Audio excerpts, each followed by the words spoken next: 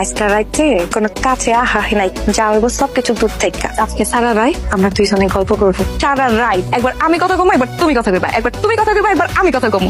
গল্প শুরু করার আগে একটা গান গাও। গান? আমি তো গান পারি না। তোমার কি ঠিক হচ্ছে যে তুমি আয়ুব বাচ্চুর মতো গান গাইবা? তুমি যেমন পারো এমনি গাও, শুনবো তো আমি।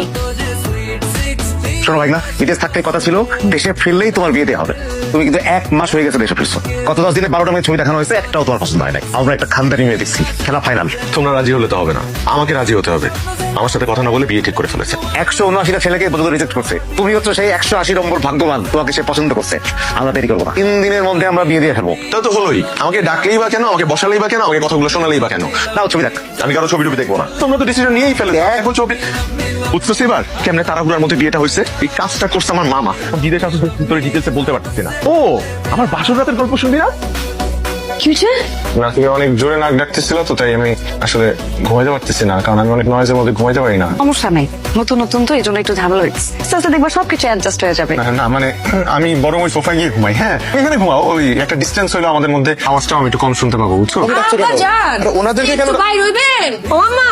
কি ব্যাপার বলেস? তোমরা এত রাতে? না না কিছু হয় না আবু, তোমরা ঘুমাতে যাও। কোনো সমস্যা বৌমা? আই এম সরি আম্মু, আমি এত রাতে আপনাদেরকে দেখেছি, কিন্তু যে প্রবলেমটা হয়েছে সেটা সলিউশন না আমার মনে হয়েছে যে এখনই করা উচিত। আপনার ছেলে বলছে আমি নাকি নাক ডাকি। আচ্ছা নাক কি মানুষ ইচ্ছা করে ডাকে বলেন? এটা তো আমি ঘুমের মধ্যে হয়ে যায়, আমি তো চাই নাই।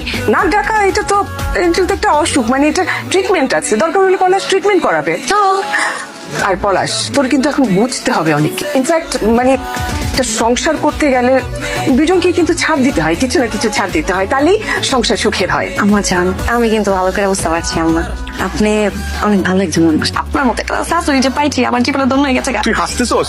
আমার সিচুয়েশনটা বুঝতেছস? আমি কিভাবে সারাটা রাত পার করছি? আমার মতো করে কোন মানুষ বাসুরাত পার করছে আমি জানি না। বাসুরাতে বিলাই মারে জামাই, কিন্তু আমার ক্ষেত্রে বিলাই মারছে আমার বউ। আর আমার নাম দিছে পাল্লু। আমার মতো একটা ছেলের নাম পাল্লু। আদর করেও কেউ পলাশকে পাল্লু ডাকতে পারে? আমার চেহারার সাথে যায়, আমার গেটাপের সাথে যায়। আরে বৌমা, তুমি আজকে রান্নাঘরে, তাও আবার একদম বিয়ের প্রথম দিন। কেন বাড়ির রান্নাঘরের লোকজন সব কোথায়?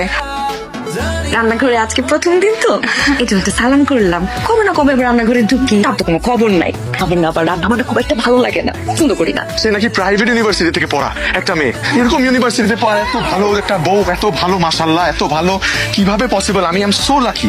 আমার বউ আসছে বুঝছিস? আমি আমার বন্ধুকে বলছিলাম কি সুন্দর একটা মধু চন্দ্রিমা পার করলাম আমরা, মানে হানিমুন না, মানে বাসর রাতের কথা বলছি। ঠিক আছে তুই বাসায় আসিস কিন্তু, হ্যাঁ দেশে আসলে। হ্যাঁ রাখ। যা দুষ্টু, কি বলিস? নটি কথা বলে আমার ফ্রেন্ড। রাখ, হ্যাঁ পরে ফোন দিব আমার জন্য। How sweet. কি কেমন? হ্যাঁ সুন্দর, মজা, খুব মজা। আচ্ছা শোনো, ওর সাথে আমার একটা ইম্পর্টেন্ট কথা আছে। বাহ, তুমি তো খুব